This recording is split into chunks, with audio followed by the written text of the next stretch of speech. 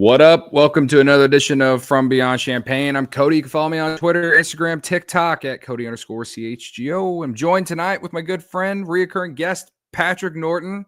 What's up? He's kind of does a little bit of everything at CHGO with me, but mainly covers the Bears. But he is also an Illinois fan. And that's why he's here to do therapy with me for the next we just did joke about it for 4 hours, but I don't think it'll be 4 hours. But anyway, he's here to recap Illinois' 187 loss to Alabama with me. So everyone give him some credit. Follow him on Twitter at, was it P.A. Norton? Pat D. Norton. There you go. Exactly. There you go. Yeah. Pretty close. I've been saying this at the beginning of shows of recent. I created a voicemail number if you guys want to call in and yell at me about my bad takes, or if you want to yell about Illinois. I put it on the screen here on YouTube, but if you're listening on podcast form, the phone number is 312-379-9256. So I imagine maybe I'll finally get one, considering this game was incredibly frustrating.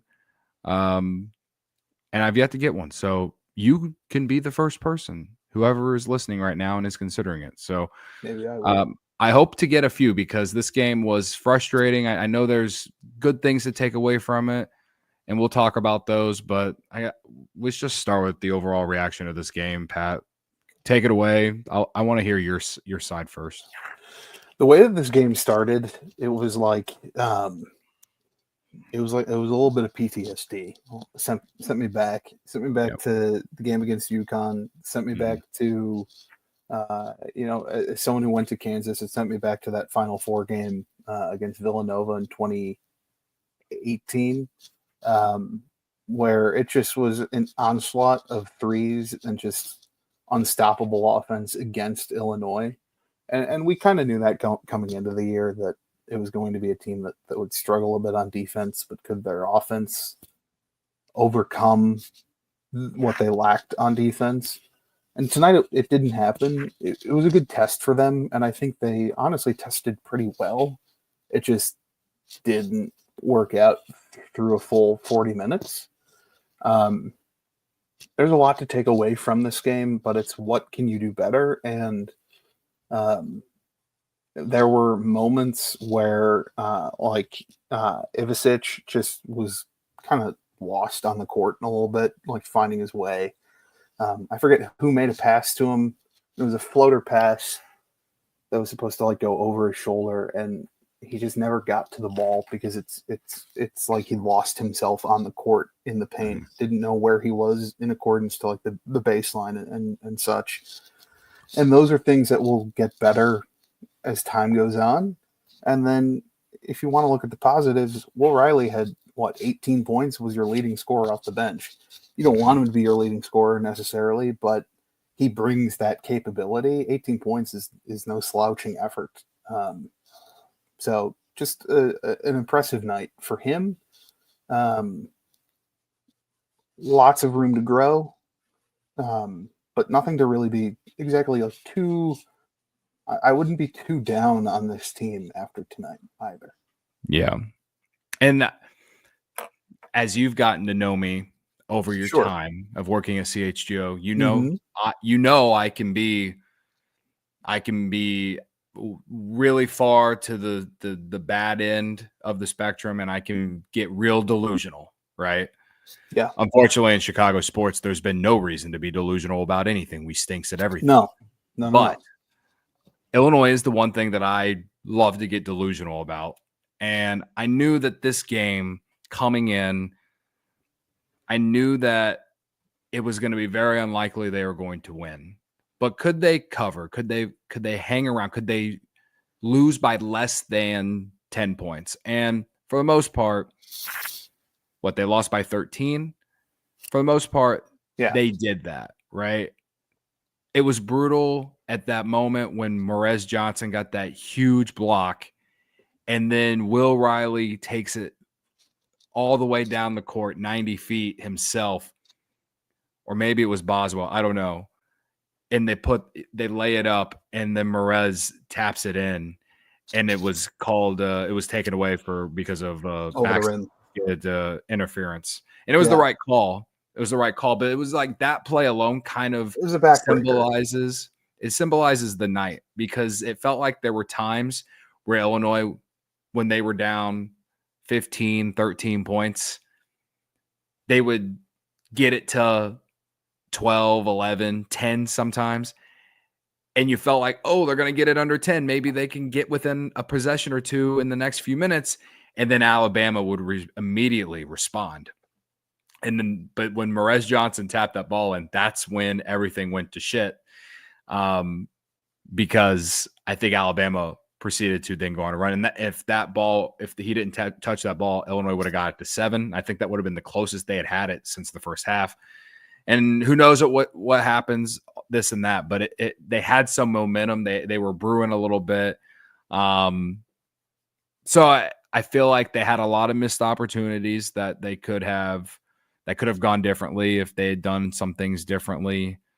But I agree with you. Like, this is a game that it's a game that I think we'll look back, or Illini fans will look back in, let's just say, mid-February. Say they beat Duke in February at MSG. Say they beat Duke in February, and this team is like in it, and it's a really hard-nosed win on a neutral site, and you're just seeing this team start to really flourish at the right time. We'll look back at this game against Alabama as like a stepping stone, as one of the growing pains, like one of the lumps along the way that this team had to take to potentially get better. Obviously, I say potentially, like things have to get better as the season goes along, and I think they will. But that's kind of the way that I was looking at this game coming in. I still feel that way after the game is over. So, yeah, I don't know. I hate having moral victories, especially with where this program is at, but knowing this team is really young and they don't have a lot of experience, they haven't all played together for multiple years like some of the guys on Alabama, like it's a complete difference. It's complete opposite scenario for each side between Alabama and Illinois. So there are two things here, and one is that college or basketball as a whole, but college basketball even more so, is a game of runs. And tonight the runs just went in Alabama's favor. That's stuff that we've seen a lot in earlier years of Brett Underwood. It's not to say, well, that's concerning that we're turning back the clock. No, it's just that happens from time to time with Brett Underwood's teams. It happens with really every team. So it's really not something to be too concerned about. Also, with the way that Brad Underwood has constructed this roster and has constructed rosters in the past, you're more prone to games like this early in the season because of what you just said, the inexperience in the roster, the lack of cohesion just with who they've played, where it sometimes just is, hey, you can only practice it or you can only play against who you play. That makes this game so valuable on their schedule this early as all right, massive learning moment for them. When we recorded like the season preview a few weeks ago, this was a game that I think the both of us were in agreement on. It's a tough one to have 4 games in, but also a very good test for them to have. And it's why I'm not, I'm not going to sit here and be too down on how they played. And I don't think you are either. I think we're both being pretty realistic of, hey, there's room to grow. They have to take advantage of that. But at the end of the day, let's compare it to a team that you cover. Let's compare it to the Cubs. This is like losing a series to like the Blue Jays in April, like a 2-3 series where the Cubs had their chance at times. And at the end of the day, if the Blue Jays have a good season, then it's not going to reflect poorly on the Cubs. And it's not going to hurt them, certainly in conference play, because Alabama's not a Big Ten school. Big Ten country. But this was a learning experience for them, and I hope that that's how it's attacked also by Brett Underwood. Yeah. I like the way you used baseball to somehow turn this into it, to compare it. And you're right. Like, which is realistically, They're not going to DFA Will Riley. Let me tell you. yeah, they're not going to DFA Will Riley. Yeah. No. I felt like even though Alabama still scored 48 points in the second half, for some reason I felt like Illinois' defense played better in the second half. Maybe it's because their offense played better. They scored 38 in the first half. They scored 49 in the second half. So maybe I'm wrong on that, but I do feel like they made it harder for them to make shots. But they had 8 threes in the first half. They finished with 11 for the game. So they didn't shoot the ball from outside nearly as well. But Grant Nelson, 19 points in the first half was brutal. How many times have I seen a random white guy beat Illinois playing basketball? I don't know at this point in my life. I've lost count. But on a serious note, like, I think we have to give Alabama a lot of credit too, because Mark Sears did nothing. He had 0 points. It's not even that he scored like 7, and had like 7 or 8 assists. Like, he had 0 points and 2 assists and played 21 minutes. He wasn't even in the game at the most important moments of this game because he just wasn't playing well. Wasn't producing, yeah. Yeah, he wasn't producing, and that's 2 straight bad games for him, and I'm sure Bama fans are concerned about that. But when you have Cliff Amore down low being the rim protector that he is, and the rest of you, and you have Grant Nelson, putting 20 plus points in there for you, and Aiden Holloway had 18 points off the bench. Like, it's kind of one of those things where it's like they have more than just one weapon. And I will say that Illinois has more than just one weapon, but it felt like in the first half, the guys that they needed to play well for an entire 40 minutes didn't play well, except for Will Riley. Will Riley played a really good game all 40 minutes. I felt that that we watched. I felt like Kylan Boswell showed up in the second half. He had 4 points at halftime. He finished with 17. Perhaps Kasparas had a good game overall, but he still had 6 turnovers, and all 6 of them were brutal to watch. Humrickhouse, 3 of 6 from 3, continues to just be a nice role player for this team. And Avishik, he continues to impress me. So maybe I should add, those are probably the 3 or 4 guys that I feel like probably played as good as you could have asked for. Avishik, Boswell, Will Riley, those 3 for sure. I'd say KJ as well, but the 6 turnovers really kill me a little bit, and especially when the 18 turnovers against Oakland. I said on the preview show, you can't turn it over that many times. If you're going to have any shot to beat Alabama, you turn it over 16 times tonight. And like you said, these Brad Underwood teams, the way that they're built, early in the year, they tend to do this. And it also didn't help that they were 13 for 24 from the free throw line too. So turnovers, free throws, I feel like I hear myself having the same conversation at the beginning of every season since Brad Underwood has been here. But, if it continues, I'll start to get really concerned about it. But for the team that they played against, I guess I can, just try to look at some of the more positive things about it than the negative. But if that becomes a normal thing, then we have a serious problem. You do have a serious problem. I will say this. I would say in the first half, and I mean this is clear by just looking at the box score too. They played into Alabama's hands a little bit without what Alabama wanted to do.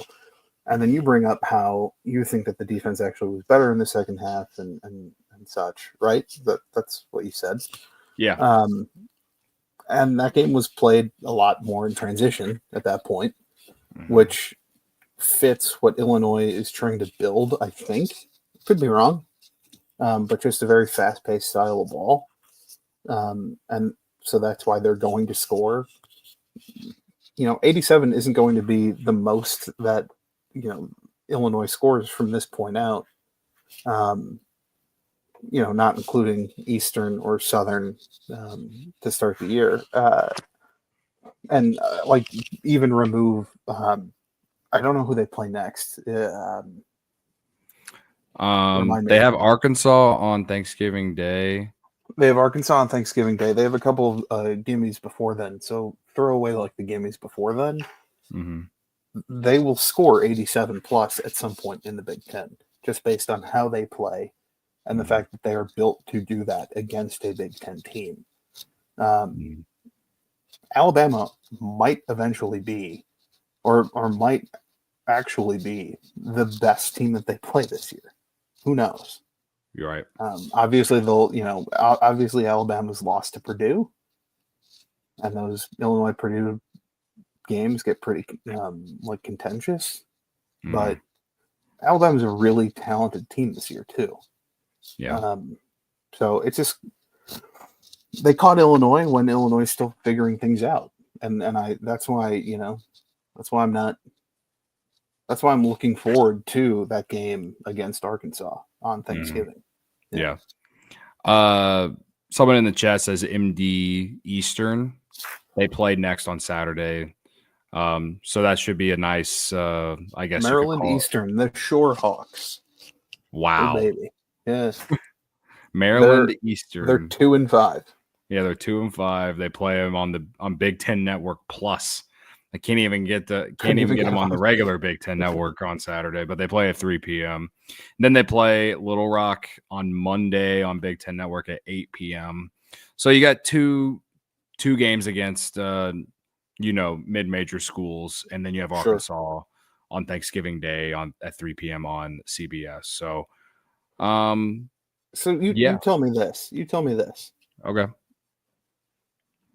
Between the three players that you identified as having nights that you'd like to see from them, take Kasparis out of it. Who would you still like to see more from? Of the guys that you think did well. Okay. Well, I would like to still see more from Boswell, and he didn't have a good first half, but he showed up in the second half. And it started from the first possession in the second half. I think he scored the first points of the second half for Illinois. I thought the one thing that he's been doing well all season is on-ball defense. And he had some moments during the game that showed for sure. But I just think this team is going to go as far as they're going to want to go. As far as I can dream for them to go, if Kylan Boswell is that guy, like Kasparis and Will Riley, they have all the potential in the world. All the potential in the world. They can certainly fill it up. But they're freshmen, man. And so I think that's the good news is that we both think that they are capable of that.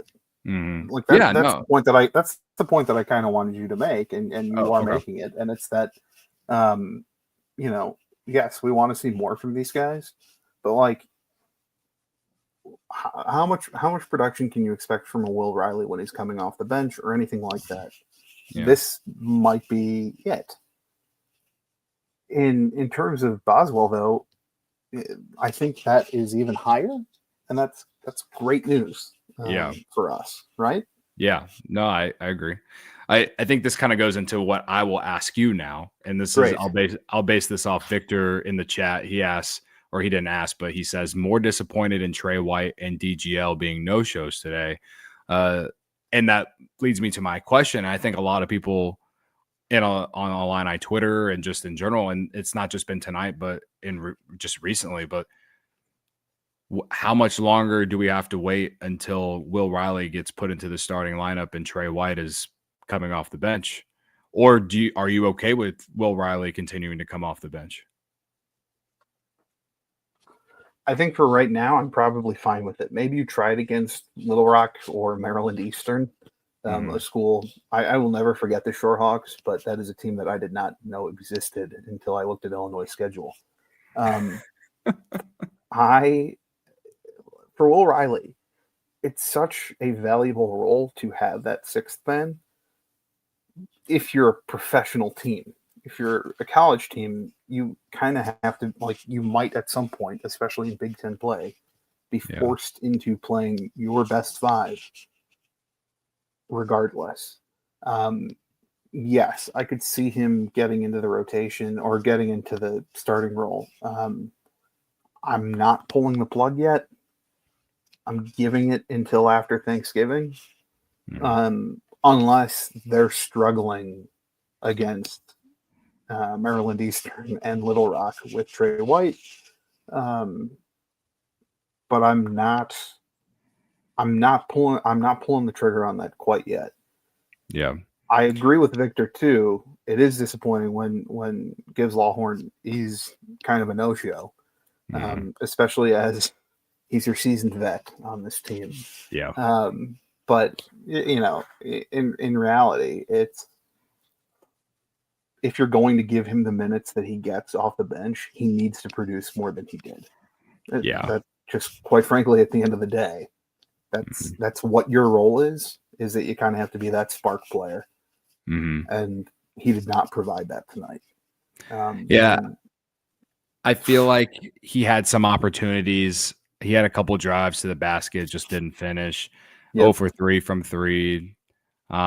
His worst shot of the night was probably on a dribble drive where he pulled up for a mid-range jumper when it was like early in the shot clock, I think, in the second half, and Alabama was on a run. And I remember him taking a shot and I hated it. And I'm not going to dog on him too much because he's been pretty good to start the year. I know it's been all against mid-major schools and stuff like that, but he needs his confidence to stay up. And tonight was not a night to help his confidence. So I'm hoping for a bounce back. I still think that he can provide a spark for this team. I still think he can provide big minutes for this team. He did it in the NCAA tournament last year in a much smaller role. The thing, I asked the question because Trey White played 16 minutes. Will Riley played 29. So, like, at some point, it's like the Patrick Williams effect at Florida State. Yeah. Where, everyone dogged the Bulls for drafting Patrick Williams at 4. And deservedly so. But also, their argument was Patrick Williams wasn't even a starter at Florida State. But if you look at the minutes, he was still getting like 28 minutes a game or 26 minutes a game, something ridiculous for what you'd consider a bench player. Yeah. Will Riley is as much a part of this rotation as anybody else. And that's how it should be. Yeah. I don't like, I've read him. Someone in my mentions on Twitter said that they can't stand Trey White. And, I haven't developed an opinion on him yet. I think I'm going to give it more time. But Will Riley is certainly knocking on the door, man.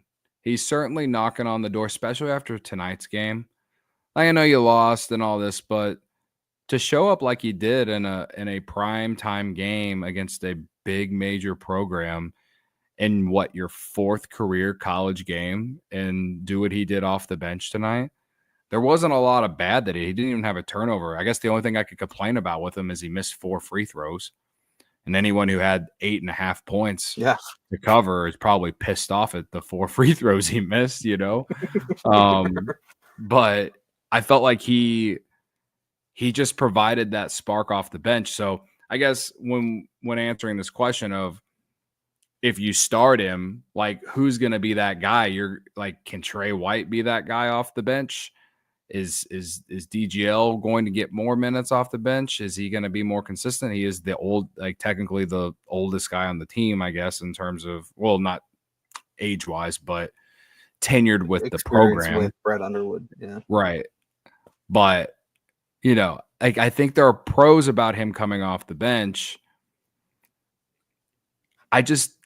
I think once I develop an opinion about Trey White, I can answer this question right now. I still can answer. So I tend to lean with you. I'm willing to wait till Thanksgiving, see how they do against Arkansas. And if Trey White struggles in that game too, I think and then Will Riley continues to play well. I mean, he certainly will be knocking on the door even harder. He'll be banging on the door. You know what I mean? So, and I personally, I think that like if you're going to look at, let me try and think of this. If your team is kind of going to be built on transition, but also have like a legitimate 3-point shooting element to it, you have to shoot better than 10 for 30. yeah. 10 for 30 isn't bad, but it kills you in a game like this where you have those empty possessions. Now they rebounded well. I think they had out like 14 offensive rebounds, 30 defensive rebounds. So like they rebounded well. Mm-hmm. But if you're going to be shooting that many threes, and Alabama shot more threes, but that first onslaught of them to start the game just kind of buried Illinois. Yeah. If you're going to be doing that, then it's just got to be more consistent, or you need to have a run like Alabama's where you get hot at a certain moment and can kind of swing that momentum instead of where it's spread out. Yeah. You're mentioning some of these stats, like Illinois had 15 assists, Alabama had 23. And I bring that up because there were certain stretches or moments where I felt like Illinois had Alabama, teetering a little bit. And I kind of said this earlier, they would get it to 11, 12 points, and then Alabama would fire back with a 5-0 run or a 6-0 run, and you find yourself down 16 again or something like that. And a lot of that is because they would get to that moment, and then they wouldn't do what got them into that position, which was they would ISO ball. There was a scenario where I think Kylan just did a high screen roll with Ivashish and drove, and I think he missed a layup or something like that. So you got nothing out of that possession. And they still managed to dodge the bullet right that next time down. But then the next time down for Illinois on offense, I can't remember who it was, but it was like a quick shot on like one or two passes in the second half there, and that like in that 15 to 10 minute stretch. I just like, it was like, it's little things like that. Like, should I call that paying attention to detail? Like, I felt like they rushed a lot of shots. Like, I understand they want to play fast. They want to get shots off early in shot clock. I get that. But sometimes, especially when momentum is not in your favor, they took a lot of quick shots. And that led to more runouts for Alabama. And it's kind of something that I know that Brett Underwood said that he didn't want to play he said that they can't play the same style of offense that they played last year because you don't have a Damask. Yeah. But kind of something that I feel like has regressed a little bit from last year is that in early Underwood days, there would be stretches, especially you'd notice it in those stretches where they would go just dry and not score for like 5 minutes at a time. You oftentimes see a lot of guys standing around. You don't see a lot of movement off the ball. Mm-hmm. Last year, it felt like they took such a step forward in terms of being so active away from the ball and just disorienting a defense that the quick shot combined with just other possessions that dragged eliminates that. And I don't want to say like eliminates the element of surprise because it's not like Illinois' offense was surprising people last year with the shot creators or anything, but it eliminated that like disorienting effect. To not to bring it to another sport, but that's been like the topic of discussion with the Bears this week has been, since they fired their offensive coordinator and brought in Thomas Brown or promoted Thomas Brown, the biggest thing that he did to the offense this past week was pre-snap adjustments, or pre-snap motion. And it's just, you had DJ Moore running, you had Roma Dunze running a ton. kind of just like jet motion. The reason for that is because you are disorienting a defense and getting them to show their hand of what set they're in. You can do that in basketball too with what you're doing off the ball. And it just feels like Illinois did not do a great job of that. And they were still successful on offense in the grand scheme. Like 87 points is 87 points. But it will prevent you from getting lost in transition too if you have a little bit of momentum when you're already moving. And so that's something that I would like to see Illinois get better at too quickly, is getting back into the rhythm of just a lot of off-ball movement. Yeah. No, I understand exactly what you're saying. Like, again, paying attention to detail in certain things like that. Like, I think they can get better. I think they can be a better defensive team. I think they can be a team inside the top 100 defensive efficiency in KenPom. I think they can. They were barely inside the top 100 for last year's team. So I think it's possible for sure, especially after watching last year's team. I think it's possible. But yeah, it's just it's almost like they beat themselves up, or they would, like you said, show their hand of what they want to do too quickly, too fast, and they just couldn't sustain a run long enough to really get back into the game. Yes. So it is what it is, man. And they couldn't fend off their runs either. Yeah. That was, yep. Yeah. Let's read some of these chats. Victor said, we've kind of mentioned him, but Victor said, I did love Merez Johnson on defense today. Great rim protection. Will be interesting to see how he plays in lineups with Humrickhouse and Avishik. I listen, let me get your take on this. Like, I kind of view Merez this year as like what Dane Danger was last year, but I think he's better on defense, obviously. I agree. I think I'm better on defense. Right. Like, I say in terms of like a role though, like he played like 20 minutes tonight. And at the beginning of last year, Dane was like barely getting 5. So they're already using him more, but that's because he's a better defender. And when I say he played 20 minutes, he actually played 9. I'm sorry. I was reading the wrong name. But either like that's actually more comparable to Dane in a way, just because of early season, he didn't get a ton of minutes, but as time went on in the season, he started to get more minutes because he made an impact in certain matchups. Merez, like I just think he's a rebounding machine, and he had 2 blocks tonight. I mentioned that huge block he had earlier. Unfortunately, that led to the transition play where the basket interference really stalled the momentum they had in that sequence. But that was such a huge play in the moment when he got that block. Like, I think he can be a real force defensively, especially when they get into conference play. And they're going to need that because you know how the Big Ten is. It's grinded out and slower. There's very few teams in the Big Ten that play like Illinois, right? Yep. So they're going to need guys like Merez. And I just think that he's an athlete too. So he can just do a little bit more. And yeah, I'm excited to see how he grows throughout the season. And he's a freshman, and you're already seeing glimpses of what his potential could be.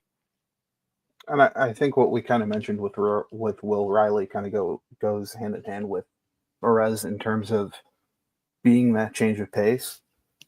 Look at last year, and you alluded to it just now, but think of like Dane against, I want to say that it was against Edie, when like Coleman just wasn't being physical enough against Edie and was getting called for ticky-tack things, and Dane came in and just was a stronger body, even though Edie just physically overmatches him. But he forced Edie into making mistakes just by being a bigger body and having a wide frame, where Merez can kind of come in and be that change of pace guy as your rim protector. Are like in the grand scheme, obviously Dane had a great tournament last year. Yeah. But Merez would be an incredibly valuable player on that team last I year, know. too. Right? I know. Yeah. Yeah. They lacked a guy like that. They played small for a 100%. reason. They played Yeah. small for a reason last year. And yeah, having a guy like Merez on last year's team would have been so A big for difference them. maker. Yeah. Yeah. Think of it when they ran into Donovan Clingan. Yeah. Right. He wouldn't have necessarily slowed him down because Clingan was the best big in the country, or maybe second best if you want to put Edie at number one. I know that Yeah. you don't want to put Edie at one, but other people want to put Edie at one. And You know me so well. I do. I've spent so many Fridays with you.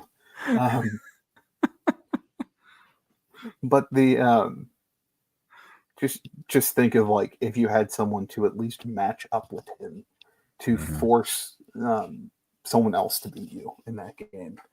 Yeah. UConn was so good that someone else probably beats them in that game, but you at least you put a Band-Aid on that problem, and it's not putting a Band-Aid on a bullet hole. It is putting a Band-Aid on a just large wound that might require stitches.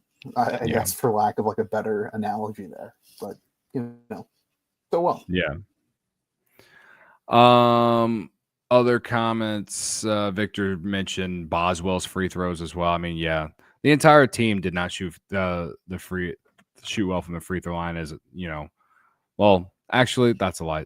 You want one thing good about Trey White tonight? He was 4 for 4 from the free throw line. Okay.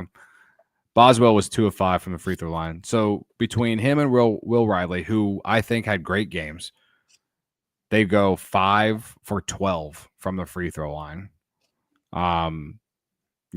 Avicic was over 2 from the free throw line, but man, 10 rebounds, 14 points, a double-double. Hard to be mad at him, So there's free throws are free throws. They're free. Got to make them, man. Got to make them. Yeah. Let's see. Kenny just joined the chat. Welcome, Kenny. He says, we won the second half. A lot of positives. We won the boards, shut down one of the best guards in the country. We'll be fine. Still learning to gel. Patrick, did you just create a YouTube account and change your name to Kenny? Because that's basically what you said. And I in general, I do feel this way as well. Man, it would have been great to upset Alabama tonight. 100%. And it especially stings after Alabama lost to Purdue. Yes. If Alabama beat Purdue and then, this game happens tonight the way that it happens, then we're probably feeling a little bit better, as dumb as that sounds, because we were both a part of the, moral victories do suck, but take a little bit of comfort in this one. It just does suck to lose that edge to Purdue a little bit. And it's only in our heads.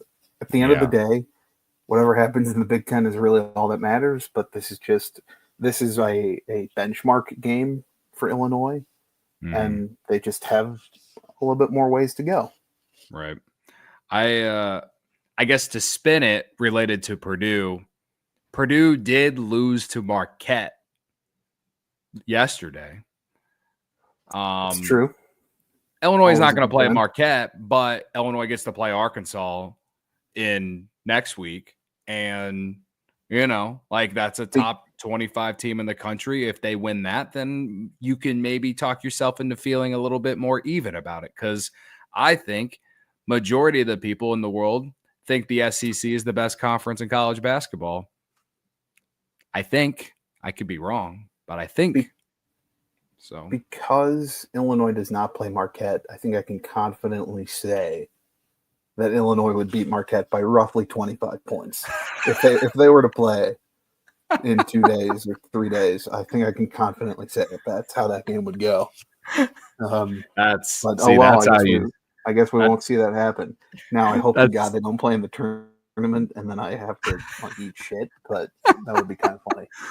Now this is real therapy. Now, now we're just throwing a bunch of shit at the wall and saying that it's sticking because we're saying. I know that Illinois doesn't have to play UConn tomorrow. However, no. Yeah. All right. I like the. Kenny says a little concerned about DGL and Booth. Kerry Booth is another guy too, where I don't know. Like he played 3 minutes tonight. He barely gets on the floor. I'm not sure. I'm just not sure about like what his role is yet. I need to see more. Yeah. Victor says Boswell had a solid game, but when do we get concerned about his 3-point shooting? Are we okay with Ivicic taking so many threes? I'll start with Ivicic. He took 6 threes tonight. I honestly think he took as many threes as he did just because they were trailing by as much as they were for most of the second half and the game, I guess. I could be wrong, but he took 11 shots total. 6 of them were threes. He had 10 rebounds, 14 points. I mean, he can shoot it. I want him to shoot it. Do I think he should take 6 threes every single game? No. I'd probably limit it somewhere between 3 and 4. But he just continues to impress me, and he has great versatility, and that's something that they need, especially at that position. Because I talked about Kofi Coburn when talking about him after the Oakland game. And I wasn't trying to say that he was better than Kofi Coburn. Kofi Coburn is one of the best Illini of my life. But Ivicic certainly has more strengths in certain parts of his game that Kofi did not. Kofi was obviously a post player. He could rebound. He could just like physically dominate anyone on the floor because of his size. But his footwork kind of struggled. He couldn't pass out of the post sometimes. Anytime a double team came to him in the post, he'd turn it over. It felt like all the time. There were certainly some flaws with his game. That's why he's in Japan, I think, playing now and not, in the NBA or even the G League, right? Ivicic, I think, has a higher ceiling, and he can shoot the 3. I think his footwork's better. He can drive a little bit, dribble, all these little things that I feel like he never could do. And I don't know if that means that he's at the end of his Illini tenure that we can confidently say that he's better, but I think we can say that his career path seems a lot brighter based off how the game in the NBA is played today. But even college basketball is moving more to that direction too. So sure. I mean, we knew that Kofi wouldn't be a pro talent when he was in college. Yeah. Even if we tried to lie to ourselves, kind of a thing, but his body just didn't fit. I mean, you and I are probably still of the mindset that Zach Edey probably is not someone who's eventually it won't be long until he's probably at the end of the bench for Memphis. Just like those physically dominant or like those physically. Zach Edey got better athletically, but just like the oaf type centers. I'll go back to Kansas a few years ago. Like Udoka Azubuike was one of the better centers in college basketball. It was like him and Kofi. In 2020, we were robbed of seeing Kofi and Doak go head to head, possibly in the tournament, because we were super pumped early. I was super pumped about that matchup because it would have been one of the better center matchups in college ball. Didn't happen. They were both cut from the same cloth of just being so physically overbearing, but just not good at basketball, if that makes sense. Yeah. And Kofi got better as time went on. Kofi got better at making the outlet pass when he would get double teamed. But then, when under true pressure, would revert into those bad tendencies. Mm-hmm. I don't see that with Ivicic. Yeah. It just, it's a different story, I think. Yeah.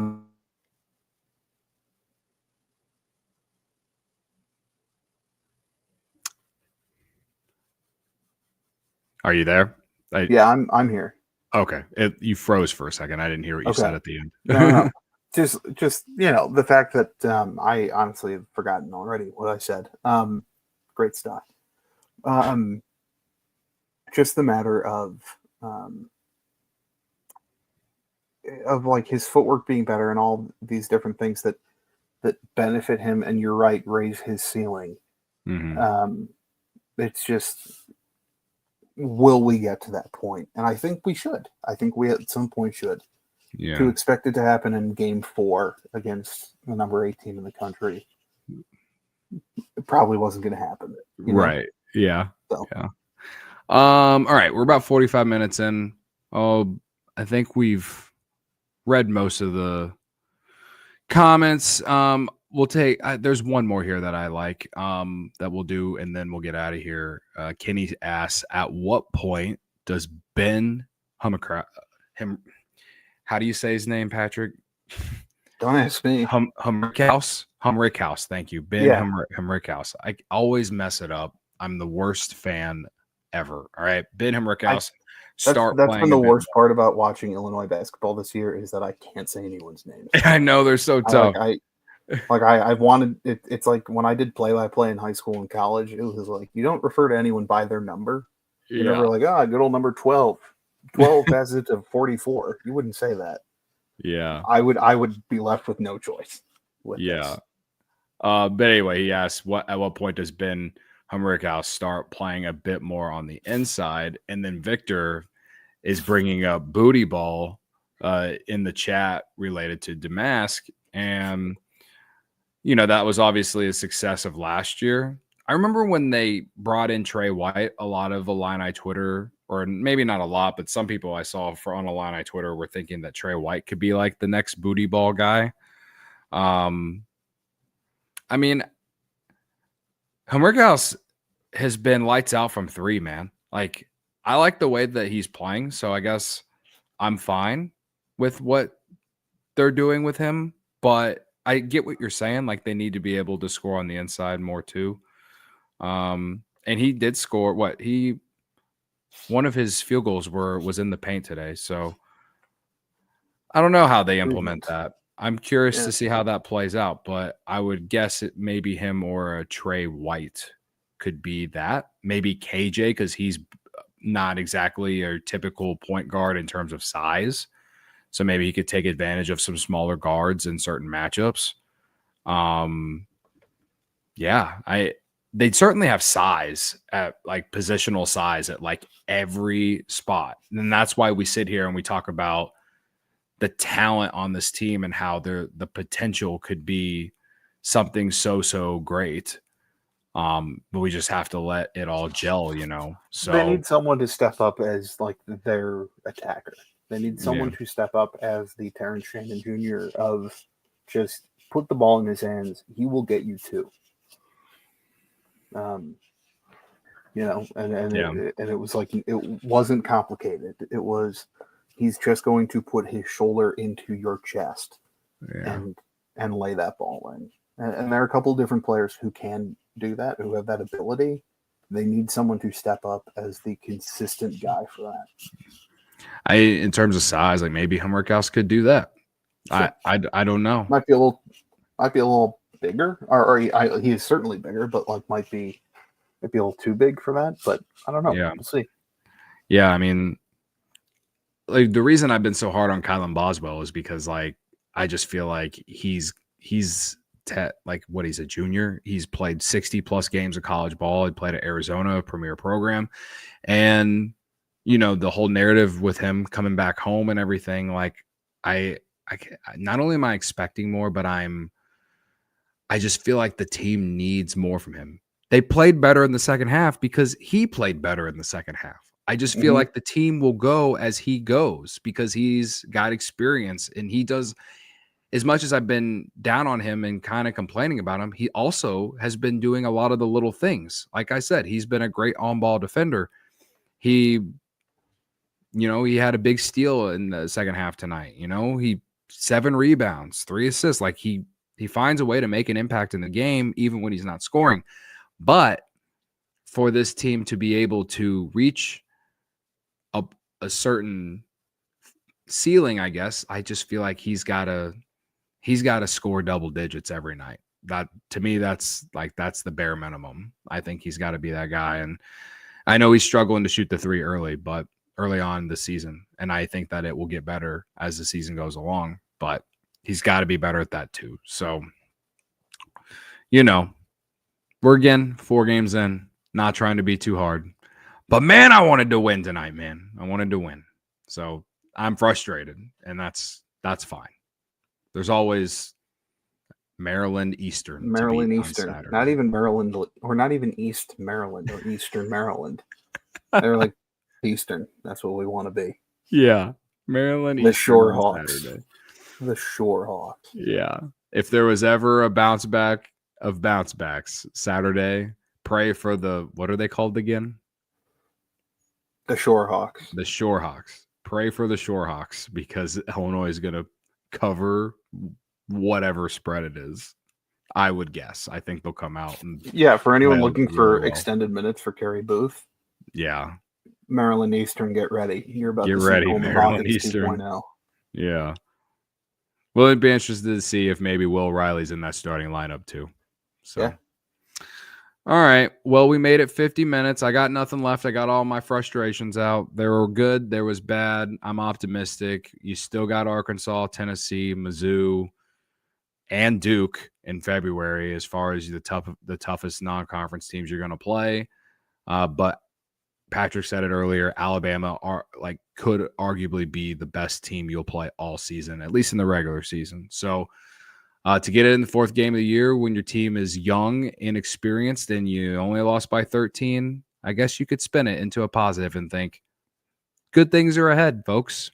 Good things are ahead. So there's my positive to end in this episode, my friends. All right. I perhaps will be back Saturday. Perhaps. We'll put an asterisk in that. I'm not sure. 3:00 game on a Saturday, and they're playing Maryland Eastern. Might just wait till Sunday. I don't know. We'll see. But looking forward to the bounce back game. And Pat, thanks for hanging out. Anytime. On a Wednesday night. Thank you. You want to share the people your socials just in case they want your excellent Bears coverage and other Illinois tweets that you'll probably have along the way? Pat D. Norton on everything. Everything you can find me on, I'll be there. Yeah. Again, Pat works with me at CHGO. He's a man of many jobs. He does all the little things. He's behind the scenes. He's on the scenes. He's doing all this stuff. So thank you. Thanks for hanging out, man. And you'll definitely be back. I'll be texting you and you'll be coming back and we'll be doing this again. So sweet. Awesome. All right, guys. Thanks for tuning in. Hit the like button on your way out. Perhaps if you're new here, hit the subscribe button. We're trying to get to 1,000 before the end of the season. Last year, we were trying to get to 500. This year, we're trying to get to 1,000. So I appreciate everyone's support. I'll see you perhaps Saturday. If not Saturday, maybe Sunday. We'll do a recap on Sunday. We'll keep you updated on that. All right. Again, thanks for hanging out. Illinois loses 100-87 to Alabama, but there's always the next game and there's always the games after. We will get past this. At the end of the day, we used to dream of times like this. That's what I leave you with. All right. Until next time, ILL.